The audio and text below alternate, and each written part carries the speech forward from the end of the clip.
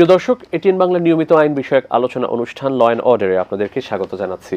আপনাদের সাথে আছি ব্যারিস্টার এইচ.এম. সঞ্জিত সিদ্দিকী।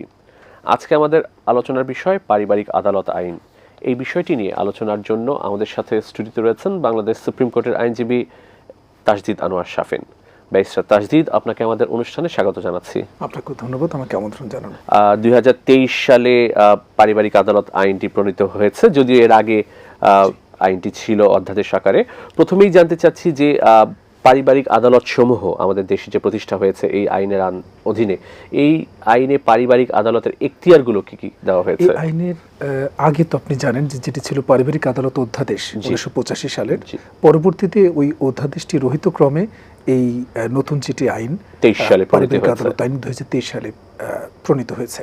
এই আইনের সেকশন 5-এ পারিবারিক আদালতের অধিক্ষেত্র এখতিয়ার সম্পর্কে বলা আছে।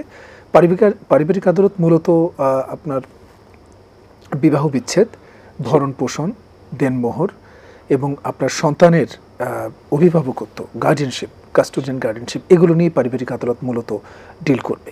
এগুলো বিষয়গুলো পারিবারিক আদালত এন্টারটেইন করবে। জি, ধারা 5-এ 5টি এখতিয়ারের কথা বলা হয়েছে।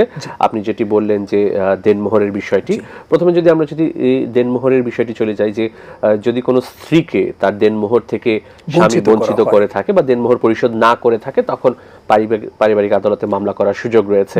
এক্ষেত্রে স্ত্রীকে কি মামলা করতে হবে দেনমোহরের জন্য, নাকি তার পক্ষে অন্য কেউ মামলা করার সুযোগ রয়েছে? স্ত্রী যিনি দেনমোহর থেকে বঞ্চিত হবেন তিনি মামলাটি নিয়ে দরখাস্তটি কোর্টে করবেন। আর পারিবারিক আদালতে যেটি আপনি বললেন যে অন্য কেউ করতে পারবে কিনা, এটি নিয়ে আসলে অলরেডি আমাদের সুপ্রিম কোর্টের জাজমেন্টও আছে বেশ কয়েকটি, যে পাওয়ার দিয়ে পারিবারিক মামলা বা পারিবারিক আদালতে মামলা করার কিন্তু চলবে না, এগুলো সেটেল হয়ে গেছে যে পাওয়ার এই আদালতে পাওয়ার দিয়ে মামলা করার সুযোগ নেই। তো সুতরাং সবচেয়ে যেটি ভালো, যেটি বেস্ট সলিউশন, যে যিনি দেনমোহরটা ক্লেম করছেন তারই মামলা নিয়ে বা অ্যাপ্লিকেশন নিয়ে কোর্টের সামনে আসা।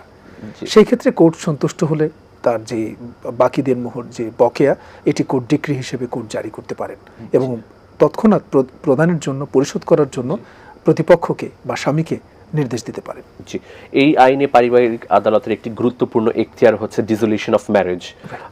এটি বলতে আমরা কি বুঝি? ডিসলিউশন অফ ম্যারেজ, বিবাহ বিচ্ছেদের যে বিষয়, কোর্টের মাধ্যমে যখন কোনো পক্ষ তার বৈবাহিক যে সম্পর্কটি, বিবাহটি উনি আর কন্টিনিউ করতে চাচ্ছেন না, তখন কোর্টের কাছে আবেদন করতে পারেন ডিসলিউশনের জন্য। তখন আমাদের Muslim marriages registration and divorce act আছে 1974 সালের,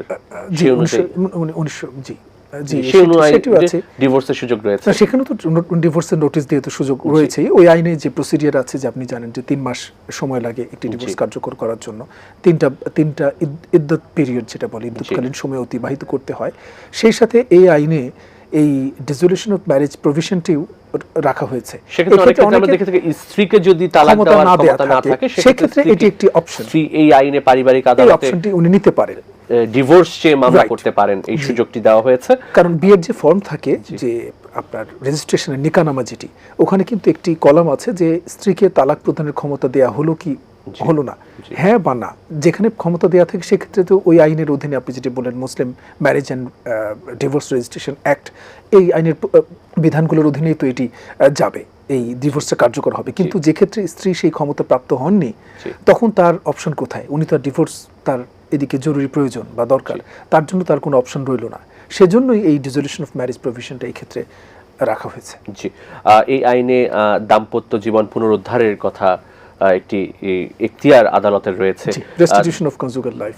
দাম্পত্য জীবন পুনরুদ্ধারের জন্য কোন ক্ষেত্রে মামলা করা যেতে পারে? এক্ষেত্রে কোনো পক্ষ, স্বামী স্ত্রীর মধ্যে একজন তিনি দাম্পত্য জীবনটি অতিবাহিত করতে চাচ্ছেন, কন্টিনিউ করতে চাচ্ছেন, তিনি ডিভোর্স চান না, তিনি এটি পুনরুদ্ধার চাচ্ছেন, সেক্ষেত্রে এটি তিনি কোর্টের কাছে আবেদন নিয়ে আসতে পারেন। কিন্তু সবচেয়ে বড় বিষয় হচ্ছে যে এক্ষেত্রে হচ্ছে মিউচুয়াল কনসেন্টটা। যদি কোনো পক্ষ, কেউ যদি স্বেচ্ছায় যদি আগ্রহী না হন কোনো একটি সম্পর্ক চালিয়ে যেতে, সেক্ষেত্রে তো আসলে কোনো, আপনি ভালোভাবেই জানেন যে শুধু আসলে এই ধরনের আবেদন নিয়ে আদালতের মাধ্যমে তো আসলে জোর করে এগিয়ে নেওয়ার সুযোগ নেই। তবু একটি অপশন হিসেবে রাখা হয়েছে যে যদি তাদের মধ্যে রেজলিউশন বা কোনো সেটেলমেন্ট, কম্প্রোমাইজ আমরা যেটা বলি, যদি হয়, আপোষ হয় এই একটি আবেদন করার মধ্যে মাঝামাঝি সময়, সেক্ষেত্রে তারা তাদের মধ্যে আপোষ মীমাংসা করে নিতে পারে। এই আইনে চাইল্ড কাস্টাডির একটি বিষয় রয়েছে এবং গার্ডিয়ানশিপ, যেটা গার্ডিয়ানস এন্ড ওয়ার্ডস অ্যাক্ট পারিবারিক আদালতের এখতিয়ারের মধ্যে এটি পড়ে। এই এখতিয়ারে রয়েছে। বিশেষ করে আমরা দেখে থাকি যে যখন কোনো দাম্পত্য জীবনের সমাপ্তি ঘটছে ডিভোর্সের মাধ্যমে, তখন সন্তানের কাস্টাডি নিয়ে একটি বিরোধ দেখা দেয় যে বাচ্চা কার কাছে থাকবেন। সেক্ষেত্রে পারিবারিক আদালতের একটি এখতিয়ার রয়েছে যে এটি নির্ণয় করে দেওয়া যে বাচ্চা কার কাছে বা কার নিকট থাকবেন, চাইল্ড কাস্টাডি, এবং অভিভাবক তো সিদ্ধান্ত আদালতে দেওয়ার সুযোগ রয়েছে। এই বিষয়টি সম্পর্কে জানতে এই বিষয়টি হচ্ছে দুটো, একটি হচ্ছে কাস্টাডি আর একটি হচ্ছে গার্ডিয়ানশিপ। জি, দুটোই একসাথে চাওয়া হয়।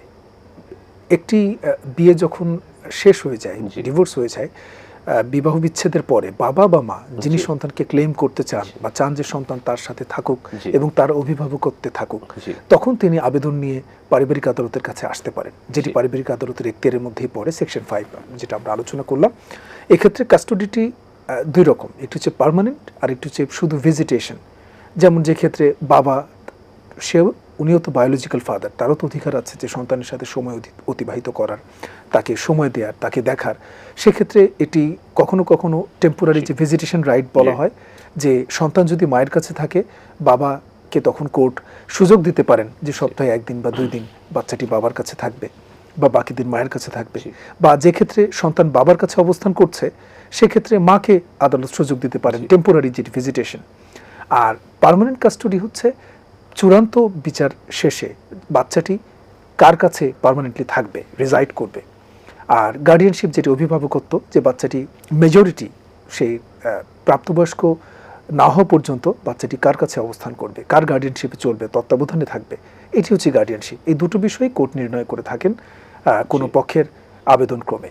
তখন দুই পক্ষকে কোর্ট শুনে কোর্ট এই বিষয়ে যে বাচ্চার সন্তানের কাস্টোডি এবং গার্ডিয়ানশিপ সম্পর্কে সিদ্ধান্ত প্রদান করে থাকে। একটি বাচ্চার বা শিশু সন্তানের আইনগত অভিভাবক হচ্ছে সাধারণত বাবা, কিন্তু এ থেকে যদি অন্য কেউ অভিভাবকত্ব নিতে চান সেক্ষেত্রে তো এই আইনে অবশ্যই মামলা দায়েরের সুযোগ রয়েছে। জি, এক্ষেত্রে এই পারিবারিক আদালতের সাথে অভিভাবকত্ব দাবি করে সম্পর্কযুক্ত বেশ কয়েকটি আইন আছে। এটির মধ্যে একটি হচ্ছে গার্ডিয়ানস এন্ড ওয়ার্ডস অ্যাক্ট 1890 সালে, যেটি বাংলায় নাবালকের অভিভাবকত্ব ও প্রতিপাল্য সম্পর্কিত আইন বলা হয়। গার্ডিয়ানস এন্ড ওয়ার্ডস অ্যাক্টের আন্ডারেই আবেদনটি তিনি অভিভাবকত্বের জন্য করবেন, দাবি করতে বাবা, মা বা অন্য কোনো ব্যক্তি, আপনি যেটা বললেন যে তার দাদিও হতে পারে, নাবালকের পক্ষে করতে পারেন। এক্ষেত্রে কোর্ট যে জিনিসটি সবচেয়ে গুরুত্বপূর্ণভাবে কনসিডার করবেন, বিবেচনা করবেন, section 17 of the guardians and wards act, যে একটি বাচ্চার তার সর্বাঙ্গীন কল্যাণ, utmost welfare of the child, তার সার্বিক কল্যাণ কোথায় ভালো হবে এটি কোর্ট মূলত দেখবেন। এছাড়াও আরও কিছু অক্সিলারি ম্যাটার্স আছে যেগুলো কোর্ট দেখতে পারেন। সেটি হচ্ছে নাবালকের বয়স, তার ধর্ম, তার পার্সোনাল ল, যেমন একটি বাচ্চা সে কি মুসলিম না সে খ্রিস্টান, তার পার্সোনাল ল কি আছে এটিও কোর্ট বিবেচনা করবেন। এবং যিনি গার্ডিয়ান হতে চাচ্ছেন, প্রপোজ গার্ডিয়ান, তার ক্যাপাসিটি, তার সক্ষমতা কতটুকু, বা তার সাথে প্রক্সিমিটি অফ রিলেশন, সম্পর্কের গভীরতা কতটুকু। এক্ষেত্রে তো আমরা দেখছি যে পিতামাতা ছাড়া অন্য কেউ চাইলে, পরিবারের অন্য কেউ চাইলে অভিভাবকত্বের জন্য দাবি করে মামলা করতে পারেন। জি, এক্ষেত্রে কোর্ট ওই যেটা আমরা বললাম যে আটমোস্ট ওয়েলফেয়ার, তার ওয়েলফেয়ারে, নাবালকের ওয়েলফেয়ারে যদি তার কল্যাণ যদি এখানে নিশ্চিত হয়, সেক্ষেত্রে কোর্ট বাবা মা ছাড়া অন্য কাউকেও দিতে পারে, অভিভাবকত্বর ঘোষণা দিতে পারেন চাইলে। তবে সচরাচর 18 বছর বয়স পর্যন্ত সন্তানের আসলে মায়ের কাছেই, মায়ের প্রেফারেন্সটাই, যদি কন্যা সন্তান হয়ে থাকে মায়ের প্রেফারেন্সটাই বেশি থাকে। তবু এক্সেপশনস আর দেয়ার, আপনি যেটা বললেন, ছেলে সন্তান হলে 7 বছর পর্যন্ত মায়ের কাছে থাকার একটি অধিকার রয়েছে। যদি না মা দ্বিতীয় বিবাহে আবদ্ধ হন, সেক্ষেত্রে আদালত চাইলে ভিন্নতর সিদ্ধান্ত নিতে পারে। সেক্ষেত্রে কিন্তু তিনি তার কাস্টোডি রাইটটা তিনি কিন্তু পুরো অ্যাজ অফ রাইট ক্লেম করতে পারেন। এক্ষেত্রে আপনি পার্সোনাল লর কথা বলেন, বিশেষ করে আমাদের যে শরিয়া আইন বা ইসলামিক, যেহেতু যিনি মুসলিম তার জন্য মুসলিম ল অ্যাপ্লাই করবে, যিনি খ্রিস্টান তার জন্য কি আমাদের যে মুসলিম ফ্যামিলি লস অর্ডিন্যান্স আছে সেটি প্রয়োগ করবেন আদালত। জি, এই জন্য এই পারিবারিক আদালত অনেকগুলো আইনের সমন্বয়, আইন অনুসরণ করে পারিবারিক আদালত, কিন্তু আমাদের শরিয়া আইনটিও তো প্রযোজ্য, ইসলামী শরিয়া আইন, তারপর মুসলিম ফ্যামিলি ল অর্ডিন্যান্স, আবার Muslim marriage and divorce registration act যেটি বলেন, সেটা তো আমাদের দেশের আইন, বিবিএ সংক্রান্ত। জি, এগুলো সবই পারিবারিক আদালত বিবেচনা করবে। পারিবারিক আদালত একটি সিভিল কোর্ট, দেওয়ানি আদালতের এখতিয়ার। এখানে কি দেওয়ানি কার্যবিধি কতটুকু প্রযোজ্য হচ্ছে? সেকশন 3 তে বলা আছে, যেটি পারিবারিক আদালত আইন 2023-এ, যে আপনার এই আইনের সাথে যদি অসঙ্গতিপূর্ণ বা বিরোধ দেখা দেয় কোনো অন্য কোনো আইনের প্রভিশন, এই আইনই প্রিভেইল করবে, প্রাধান্য পাবে। তো যদি এই ক্ষেত্রে কনফ্লিক্ট না থাকে, যদি কোনো অসঙ্গতি না থাকে, বিরোধ না থাকে, তাহলে অবশ্যই দেওয়ানি কার্যবিধি আইনেরও কোনো প্রভিশন এটার সাথে এখানে প্রয়োগ হবে। কিন্তু যদি এই আইনের সাথে অসামঞ্জস্যপূর্ণ হয় বা বিরোধপূর্ণ হয়, তাহলে কিন্তু এই আইনই প্রাধান্য পাবে। সাধারণত পারিবারিক আদালতে একটি মামলা দায়েরের পরে মামলাটি কতদিন লাগে এটি নিষ্পত্তি হতে? কারণ যদি আমরা ধরে নিই যে একটি দেনমোহরের দাবির মামলা বা একটি বাচ্চার নাবালকের অভিভাবকদের মামলা, সেক্ষেত্রে কতদিন লাগতে পারে? যেহেতু আমাদের দেওয়ানি মামলার বিচার প্রক্রিয়া, মোকদ্দমার বিচার প্রক্রিয়া আপনি জানেন যে বেশ দীর্ঘ, এবং এক্ষেত্রে পক্ষগুলোকে নোটিশ বা সামান্স এগুলো সব কিছু জারি করে মামলাটি বিচার নিষ্পত্তির পর্যায়ে নিয়ে আসাটা, এটি আসলে সময় লেগে যায়। অনেক ক্ষেত্রে সাক্ষী গ্রহণের সময় লাগে, অনেক ক্ষেত্রে সাক্ষী গ্রহণের সময় লাগে, এবং পক্ষগণ বিভিন্ন সময়ে টাইম পিটিশন দেন, সময় নেন। এজন্যই আসলে মামলাগুলো দ্রুত ডিসপোজালের নিষ্পত্তির ক্ষেত্রে এটি একটি মূল অন্তরায়।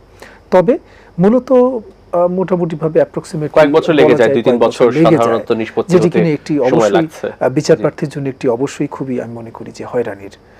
তবে এখন চেষ্টা করছেন পারিবারিক আদালতের অন্তর্বর্তীকালীন আদেশের সুযোগ রয়েছে, যদি কোনো জরুরি আদেশ প্রয়োজন হয় সেক্ষেত্রে আদালতের কাছে অন্তর্বর্তীকালীন আদেশ দানের প্রার্থনা করা যেতে পারে। যদি কোনো ব্যক্তি পারিবারিক আদালতের কর্তৃক কোনো প্রদত্ত ডিক্রি দ্বারা সংক্ষুব্ধ হন, সেক্ষেত্রে কি করণীয়? পারিবারিক আদালত কর্তৃক প্রদত্ত আদেশ বা রায়, ডিক্রি, অর্ডার বা জাজমেন্ট যেটি হোক, এটি অ্যাপিলেবল। এটি তিনি সংক্ষুব্ধ ব্যক্তি, তিনি অ্যাপিল করতে পারেন পারিবারিক আপিল আদালতে। এক্ষেত্রে নতুন যে আইন এসেছে 2023 সালে, জেলা জজ পারিবারিক আপিল আদালত হিসেবে গণ্য হবেন যতক্ষণ না পর্যন্ত পারিবারিক আপিল আদালত প্রতিষ্ঠা হচ্ছে। তো সেক্ষেত্রে উনি অ্যাপিল করতে পারেন সেকশন 19 পারিবারিক আদালত আইন 2023-এ। উনি সেই আদেশ বা রায়ের বিরুদ্ধে উনি আপিল করার সুযোগ আছে। সেক্ষেত্রে পারিবারিক আপিল আদালতে যাওয়ার সুযোগ রয়েছে সংক্ষুব্ধ ব্যক্তির। তার পরবর্তীতে অবশ্যই হাইকোর্টে সিভিল ডিভিশনের সুযোগ রয়েছে, এবং সুপ্রিম কোর্টে লিভ পিটিশনের ফাইলের সুযোগ রয়েছে। যদি পারিবারিক আদালতের কোনো রায় বা ডিক্রি যদি এটা কার্যকর করার জন্য যদি মামলা দায়ের করতে হয়, জারি মামলা, সেক্ষেত্রে আইনে কি বলা হয়েছে? রায় বা ডিক্রি পারিবারিক আদালতের প্রয়োগের জন্য কার্যকর করার জন্য সংশ্লিষ্ট পক্ষ তিনি এক্সিকিউশন কেস করতে পারবেন, সেই আদালতেই করতে হবে সেটি কার্যকর করার জন্য। জি, এক্ষেত্রে জারি মামলায় আদালত কি আদেশ দিতে পারেন? জারি মামলায় এটি আদালতের তিনি যে আমাদের দেওয়ানি কার্যবিধিতে যে এনফোর্সমেন্টের বিধান রয়েছে সেটি উনি এক্সিকিউট করবেন, এনফোর্স করতে পারবেন। এবং এই ক্ষেত্রে দেনমোহরের মামলা আমরা দেখে থাকি যে দেওয়ানি আটক আদেশ দেওয়ারও সুযোগ রয়েছে। ওয়ারেন্ট অফ যেটা দায়িত্বে। সাম্প্রতিক সময়ে একটি আলোচনার বিষয় চলে আসছে, সেটি হচ্ছে যে কোনো স্বামী যদি দ্বিতীয় বিয়ে করতে চান, সেক্ষেত্রে কি প্রথম স্ত্রীর যে অনুমতি নেওয়ার যে বিধানটি রয়েছে এবং একটি সালিসি কাউন্সিলের বিধান রয়েছে, সেটির কি কোনো পরিবর্তন এসেছে আইনে? এখানে যে রায়টি মহামান্য হাইকোর্ট বিভাগ দিয়েছেন যে আপনার দ্বিতীয় বিয়ে করার ক্ষেত্রে প্রথম ওয়াইফের অনুমতি আলাদাভাবে প্রয়োজন হবে না, কিন্তু এটি তো বিদ্যমান আইনের বাইরে গিয়ে নয়। এবং সাথে এই কথা বলেছেন যে আপনার আরবিট্রেশন কাউন্সিল যেটি আছে সিটি কর্পোরেশনে, সেই সালিসি কাউন্সিলের অনুমতি অবশ্যই লাগবে, এবং সেটি যদি না নেন তাহলে তো তার কারাদণ্ডের বিধানও আছে এবং এটিও থাকবে। পরের লাইনগুলো কিন্তু সেভাবে আলোচিত হয়নি। তো এটি নিয়ে একটি মিসকনসেপশন তৈরি হয়েছে যে আপনার যে অনুমতি এখন মনে লাগবে না, এমনি এমনি মনে হয়তো বা অবশ্যই না। আমাদের বিদ্যমান আইন অনুযায়ী কোনো কোনো স্বামী যদি দ্বিতীয় বিয়ে করতে চান, তাকে অবশ্যই সালিসি ট্রাইব্যুনালের অনুমতি নিয়ে তারপর তিনি সেটি করতে পারেন। যদি সেটি না হয়, সেটি আমাদের একটি ফৌজদারি অপরাধ হিসেবে বিবেচিত। এবং 1 বছর পর্যন্ত কারাদণ্ডের বিধান কিন্তু এই আইনে রয়েছে এবং সেটিও কার্যকর হবে। এর আগে কিন্তু এই কথাও বলা আছে। এই প্রভিশনটাকেই এই মহামান্য হাইকোর্ট বিভাগ এই তার প্রদত্ত রায়ের মাধ্যমে শুধু এই প্রভিশনটাকে আবারও পুনর্ব্যক্ত করেছে। এখানে আমাদের পার্সোনাল লর সাথে আমাদের যে দেশে প্রচলিত আইন রয়েছে সেটি অবশ্যই প্রয়োগ হচ্ছে এখানে, এবং এটির কোনো পরিবর্তন আনা হয়নি। এবং যে আদেশটি দিয়েছে, আদেশেও কিন্তু মূলত বিদ্যমান আইনটির একটি রিফ্লেকশন ছিল। সেটি এবং আদেশে বলা হয়েছে যে আপনার প্রথম স্ত্রীর অনুমোদন লাগবে না, লাগবে আরবিট্রেশন কাউন্সিলের অনুমোদন। এখন এখানে একটি টেকনিক্যাল ব্যাপার আছে, আপনি জানেন যে আরবিট্রেশন কাউন্সিলে যে যখন অ্যাপ্লিকেশন ফাইল করা হবে under prescribed form by the party who wishes to conduct second marriage, তখন কিন্তু আপনার ওই ফর্মে কিন্তু আপনার ফার্স্ট ওয়াইফের উনি কনসেন্ট নিয়েছেন কিনা সেখানে কিন্তু একটি পোর্শন একটি থাকে, এবং আরবিট্রেশন কাউন্সিল যখন নোটিস করবেন, পক্ষদের ডাকবেন, উনি কিন্তু ফার্স্ট ওয়াইফকেও কিন্তু উনি তার প্রতিনিধি মনোনয়নের জন্য উনি কিন্তু বলবেন, এবং ফার্স্ট ওয়াইফ চাইলে এখানে কন্টেস্ট করতে পারেন প্রতিনিধি নিয়োগের মাধ্যমে। তো সুতরাং উনি কিন্তু আনঅ্যাওয়্যার বা তাকে আননোটিফাইড করে কিন্তু কোনো সিদ্ধান্ত দেওয়া হচ্ছে না। তো সুতরাং যেটি লিটারালি একটি মিসকনসেপশন তৈরি হচ্ছে যে আসলে ফার্স্ট ওয়াইফের কোনো অনুমতি বা আর প্রয়োজন নাই বা এগুলো উঠে গেল, ব্যাপারটি আসলে তা না। বিদ্যমান আইনের মধ্যে থেকেই আইনের এই বিধানগুলোকে হাইকোর্ট ডিভিশন আবারও পুনরায় ইন্টারপ্রেট করেছেন, ব্যাখ্যা করেছেন। অনেক ক্ষেত্রে যে বিষয়টি আপনি যদিও অনুষ্ঠানের মাঝখানে এই বিষয়টি বলেছেন যে দেশের বাইরে থেকে পারিবারিক আদালতে কোনো প্রতিকার চেয়ে মামলা দায়েরের জন্য ও আবেদন করতে চাচ্ছে, এক্ষেত্রে তো পাওয়ার অফ অ্যাটর্নি যেটা আপনি বলেছেন, পাওয়ার অফ অ্যাটর্নি তো পারিবারিক আদালতে চলে না, সুযোগ নেই, এবং পাওয়ারে পারিবারিক আদালতে মামলা চালানো যাবে না। এক্ষেত্রে তাকে নিজেই আপনার এখানে এক্ষেত্রে এসে মামলা ফাইল করতে হবে, এবং এটি নিয়ে অলরেডি অনেকগুলো মামলায় অলরেডি অনেক ডিসিশন হয়ে গেছে। তবু যদি কেউ করেও ফেলেন, পরবর্তীতে কিন্তু এটি চ্যালেঞ্জ হলে পরবর্তীতে সেই মামলার কার্যক্রমে অনেক প্রভাব পড়তে পারে। জি, পারিবারিক আদালতের যে প্রতিকার দেওয়ার যে ক্ষমতা রয়েছে এগুলো কতটুকু কার্যকর বলে আপনি মনে করেন? বিশেষ করে আমরা যদি দেনমোহরের মামলার বিষয়টি দেখে থাকি যে যখন স্ত্রী দেনমোহর দাবি করছেন, মামলাটি কিন্তু কয়েক বছর লেগে যাচ্ছে নিষ্পত্তি হতে। এক্ষেত্রে কিন্তু স্ত্রী তার যে আইনগত অধিকার দেনমোহর থেকে কিন্তু সেই সময়টি পর্যন্ত বঞ্চিত থাকছে। বা যদি আমরা বাচ্চার মেইনটেনেন্সের কথা বলি, ভরণ পোষণের কথা বলি, একটা দীর্ঘ সময় মামলা চলে যাওয়ার কারণে অনেক ক্ষেত্রে যারা মামলা করছেন তারা কিন্তু আগ্রহ হারিয়ে ফেলছেন।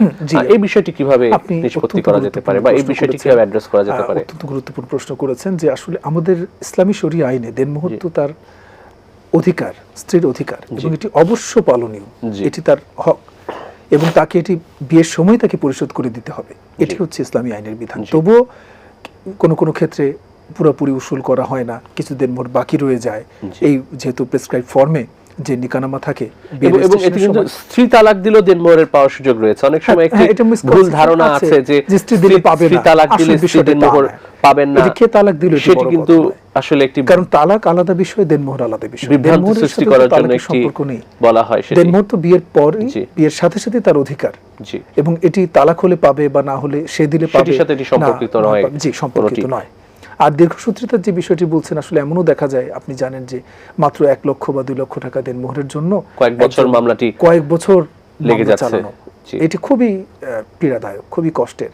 তো এই বিষয়গুলো যদি একটু স্পিড আপ করা যেত, আর একটু যদি আরো সামারি ডিসপোজালের ব্যবস্থা করা যেত বিদ্যমান আইনে সংশোধন এনে, তাহলে আমার মনে হয় যে সব পক্ষের জন্যই খুবই। এক্ষেত্রে মেইনটেনেন্সের যে বিধানটি রয়েছে, যে সন্তানদের ভরণ পোষণ দেওয়ার যে বিষয়টি, এটি আদালত সাধারণত কিভাবে নিষ্পত্তি করে থাকে? আসলে সমস্যা যেটি দেখা যায় যে আপনার বর্তমানে এমন পরিমাণ ভরণ পোষণের অ্যামাউন্ট দেওয়া হয়, পরিমাণটা দেওয়া হয়, যেমন 2 জন বাচ্চা আছে, তার স্কুলে পড়াশোনা করছে, তাদের তো আনুষঙ্গিক খরচও আছে, এদিকে তাদের মায়ের সেরকম কোনো আয়ের ব্যবস্থা নেই, ইনকাম নেই।